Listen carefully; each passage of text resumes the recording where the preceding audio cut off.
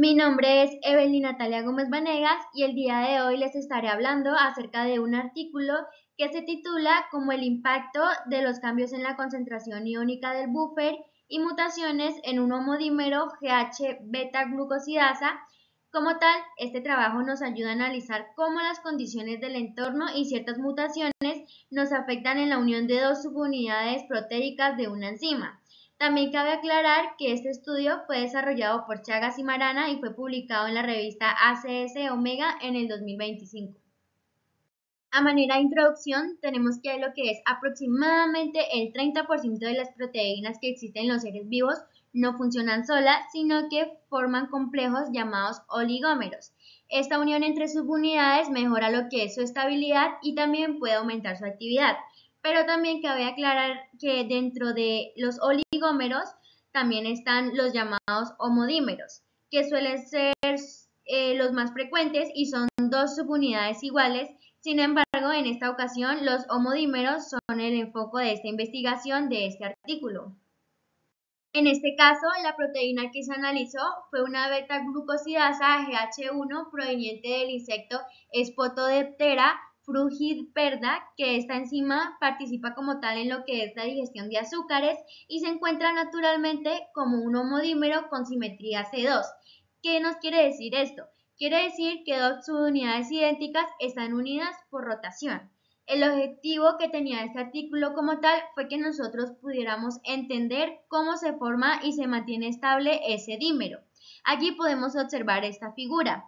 Tenemos que esta figura como tal vemos la estructura del homodímero SF-beta-gli, que son las subunidades idénticas que están unidas cara a cara formando una interfaz aproximadamente de 905 Armstrongs al cuadrado, que es más del 60% de esta área está compuesta por residuos apolares, lo que nos quiere decir o como tal nos indica que las fuerzas hidrofóbicas son esenciales para que podamos mantener unidas las dos partes de la enzima.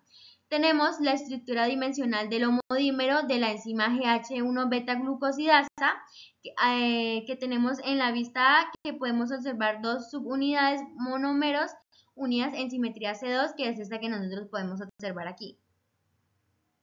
En lo que es la estructura del dímero, se identificó una interfaz de contacto de aproximadamente 905 Armstrong. Está formada por lo que son 30 aminoácidos, de los cuales tenemos que el 60% son apolares. Como tal, no se observaron puentes de disulfuro, ni tampoco se observó lo que son enlaces iónicos, lo que nos quiere decir que la unión de estos depende principalmente de lo que son las interacciones hidrofóbicas. Aquí nosotros podemos observar esta figura. Lo que vemos en ella es la estructura del homodímero y tenemos las dos subunidades idénticas que están unidas cara a cara formando la interfaz aproximadamente pues, de 905 Armstrongs. Tenemos que en lo que es la vista B se resalta la interfaz, o sea, lo que son las zonas de color rojo vendrían a representar lo que son los residuos apolares y las negras representan los residuos polares. Tenemos que en lo que es la vista C y D podemos ver la superficie de contacto de ambos monómeros cuando están juntos. Voy a pasar a hablarles acerca de lo que era como tal el propósito que tenía la investigación de este artículo. Tenemos que este trabajo tuvo tres metas principales de las que ellos querían cumplir, por así decirlo. Voy a pasar a hablar de la primera, que la primera era como tal que pudiéramos analizar cómo los cambios en la fuerza iónica del buffer podían modificar la dimerización.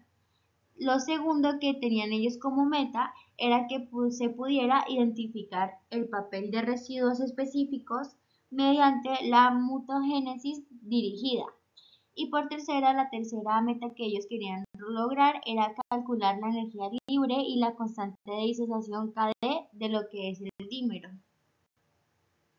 Hablar acerca de la metodología experimental que se utilizó para poder realizar el estudio, y lo que se hizo fue que usaron la técnica de SEC y SEC+, que permite separar y analizar las formas monoméricas y diméricas de la enzima. También tenemos que ellos trabajaron con buffers de fosfato de 5 a 100 milimolar, todos a pH 6. Además, también tenemos que los experimentos se realizaron a una temperatura de 5 grados Celsius para que pudieran mantener un equilibrio estable entre las formas monoméricas y las formas diméricas. Aquí nosotros podemos observar esta gráfica que nos muestra cómo la concentración iónica afecta el equilibrio entre el monómero y el dímero. Cuando el buffer tiene más fosfato, el KD disminuye. ¿Qué nos quiere decir esto? Es decir, que el dímero es más estable. Significa que la interacción entre subunidades depende fuertemente del entorno iónico. Los gráficos experimentales para buffers de 5, 25, 50, 75 y 100 milimolar de fosfato en cada curva nos muestran la proporción de monómeros y dímeros en equilibrio. También se calculó el valor de KD, que es la constante de disociación para cada caso.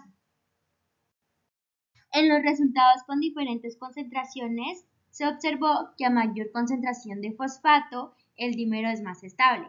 ¿Qué nos quiere decir esto? Que la constante KD, o sea, la constante de disociación, pasó de estar de 7 micromolar en 100 milimolar de buffer a 135 micromolar en 5 milimolar. ¿Qué nos quiere decir esto? Básicamente que esto nos confirma que la dimerización es un proceso reversible y depende directamente de la fuerza iónica del medio. En esta figura, como nosotros podemos observar aquí, nos muestra cómo la concentración iónica afecta el equilibrio entre monómero y dímero. Tenemos que cuando el buffer tiene más fosfato, el KD, o sea, la constante de disociación, disminuye, lo que nos quiere decir que el dímero es más estable, lo que significa que la interacción de subunidades nos dice que depende fuertemente del entorno iónico. Aquí tenemos estos gráficos, que son gráficos experimentales para buffers de 5, 25, 50 y 75 y 100 milimolar de fosfato.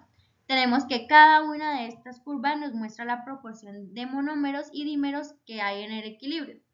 También cuando se calculó el valor de KD, o sea, la constante de disociación para cada caso. La relación entre la fuerza iónica y estabilidad.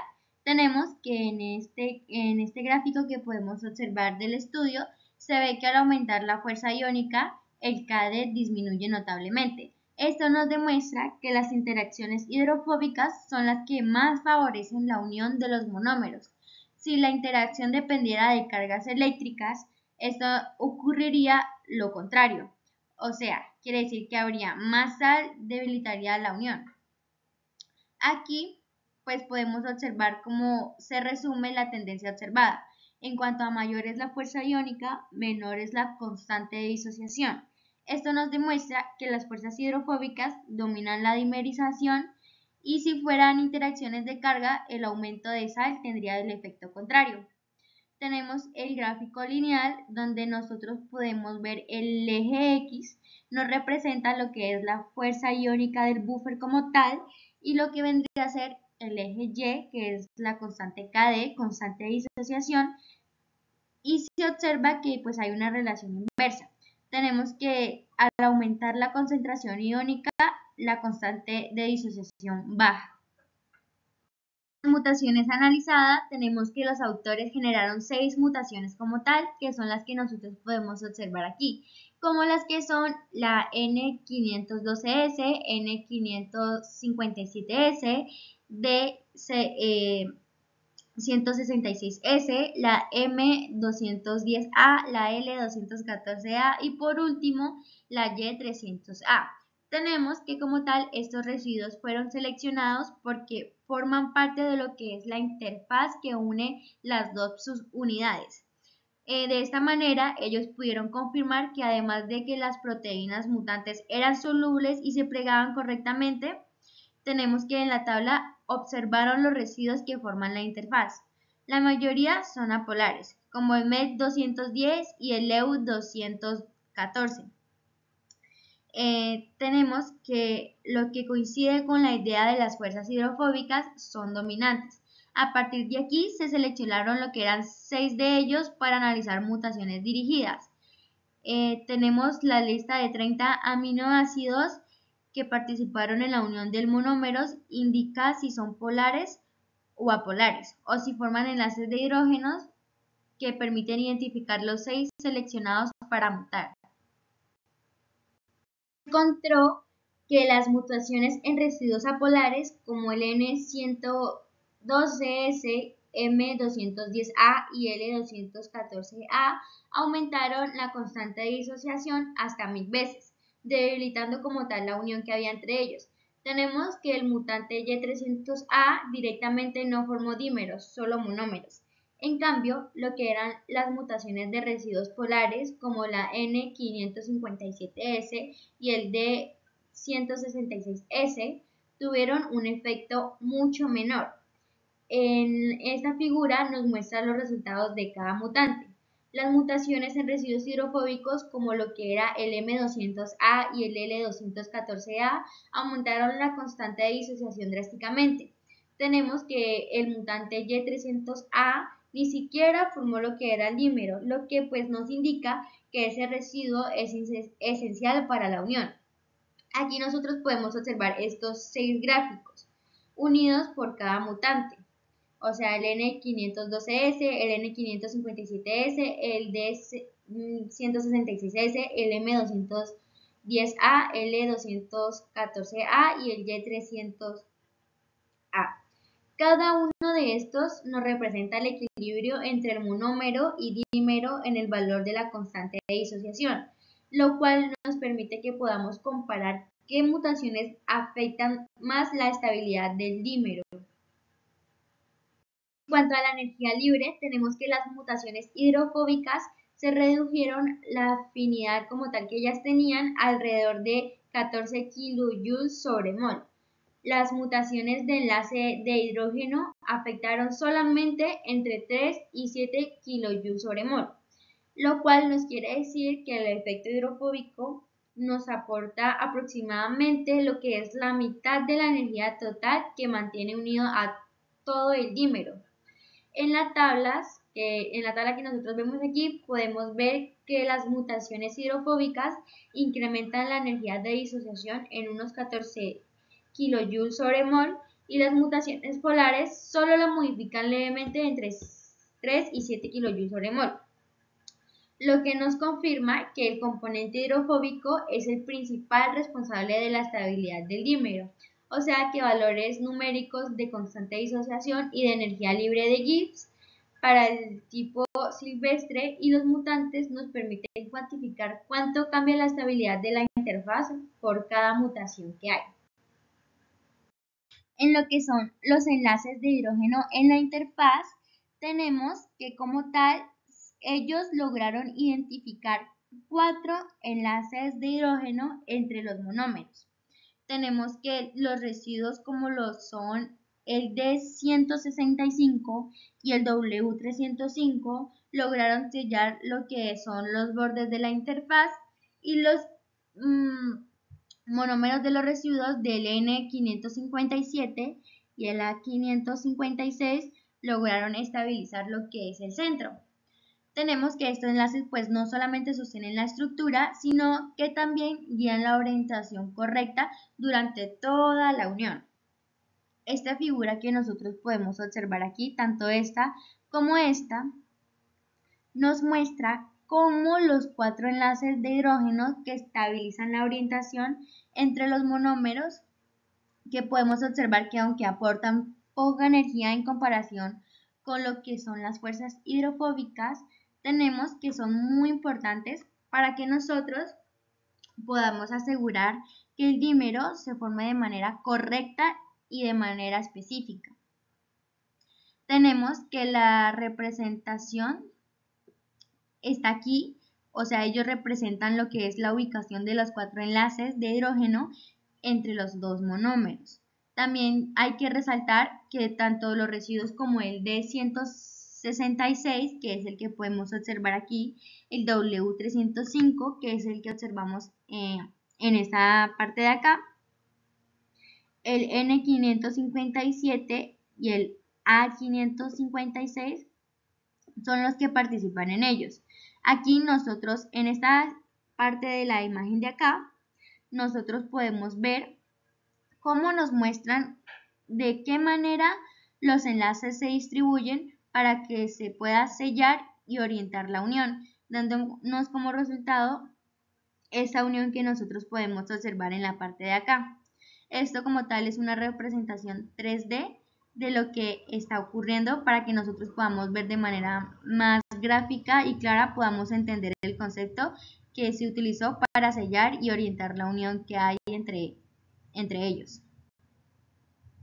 En lo que es la actividad enzimática, también se logró medir la actividad enzimática frente a lo que era el sustrato llamado P-nitrofenil beta glucósido, y tenemos que las mutaciones de lo que era el D166S y lo que era el Y303A fueron los que más redujeron la eficiencia catalítica. Los demás que nosotros veíamos mantuvieron valores similares al tipo silvestre. ¿Qué nos quiere decir esto? Esto nos sugiere que la forma del dímero no siempre es esencial para la realización de la catálisis. En esta tabla que nosotros podemos observar aquí, se ve claramente que las mutaciones como lo son la de D166S y la que es Y303A redujeron notablemente y visiblemente lo que era la actividad enzimática. ¿Qué nos quiere decir esto? Esto nos sugiere que además de estabilizar la unión, estos residuos también influyen en la función catalítica de la enzima. También tenemos parámetros cinéticos que son los que nosotros podemos observar aquí, como el Km, el Kcat y el Kcat sobre Km para el sustrato P-nitrofenil beta-glucósido, que nos permite ver cómo cada mutación que hay nos puede afectar de manera mucho eficiente cómo está la reacción catalítica. Y como tal, en la sección de discusiones y conclusiones de este artículo, tenemos que en conjunto los resultados nos lograron demostrar que la dimerización como tal está gobernada por lo que es el efecto hidrofóbico y no está gobernada por lo que son las interacciones iónicas. También tenemos que los enlaces de hidrógeno nos aseguran lo que es orientación y especificidad. ¿Qué quiere decir esto? Básicamente que ellos no cumplen con un rol direccional, sino que pues nos aseguran que los monómeros se unan de manera correctamente. Esto nos ayuda a demostrar que la interfaz es muy importante, o sea que es muy fundamental, tanto para lo que es la estabilidad, tanto como para la función enzimática. También tenemos que el modelo que propone este estudio o este artículo nos muestra que el efecto hidrofóbico es el que domina la unión como tal y los enlaces de hidrógeno le dan dirección y la concentración iónica del medio modula lo que es el equilibrio. O sea que tenemos una combinación conceptual de los resultados en donde pues las interacciones hidrofóbicas estabilizan y los enlaces de hidrógeno orientan, y la fuerza iónica es la que regula el equilibrio. Lo que es en la relevancia de la biotecnología y a manera de conclusión sobre todo este artículo, tenemos que al momento de nosotros comprender cómo las proteínas se asocian, nos permite a nosotros que podamos diseñar lo que son enzimas de manera mucho más estables y de manera mucho más eficiente. Tenemos que estos conocimientos nos pueden ayudar para aplicarse en lo que es la biotecnología. Por ejemplo, cuando nosotros lo hacemos en enzimas industriales o en biocatalizadores. Además, tenemos que pues el modelo de este estudio nos puede servir para que nosotros podamos entender de manera mucho mejor lo que son las interacciones de proteína en otro sistema biológico. También tenemos que este modelo contribuye al estudio de interacciones proteína-proteína y como tal puede aplicarse en enzimas industriales o biomarcadores.